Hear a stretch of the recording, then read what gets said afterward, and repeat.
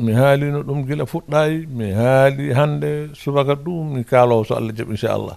mi holli jama o vraiment ko wonɗa ko fuu jama o ndaara yalla vraiment miɗen gaɗa dabare goɗɗum kaldal waɗa yalla deƴƴere e paamodiral ana waɗa hakkude meɗen, sabi ni en tant que wawa heddade abada.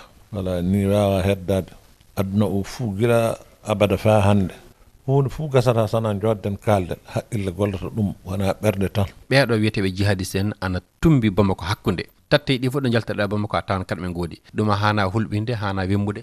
ana hulɓini sabi ɗum ko firata ko ka wona jaam, sabi so kamɓe ɓe natodiri ɓe fuu malfeje ɓe jogi ko tumbi hakkude maɓɓe ko yo jamani en tan juuɗe ɓolɓe wala ko ɓe jogi torra muɗum ana mawni sanne. kamɓe ɓeɗo jihadisinkoɓe kañum e armée mali en ɓe fuu ɓiɓɓe leydi ndi noon bon tumbiɓe hakkude maɓɓe du yo ɓiɓɓe leydi ndi daña kalɗo ka min ka e jiile am e faamu an mais ɓiɓɓe leydi ndi jaati ana hani immade wiyaɓe ɗiɗo ɓe foof ɗum wona ni min jiiɗi joka dare pati kalkon leydi ndi.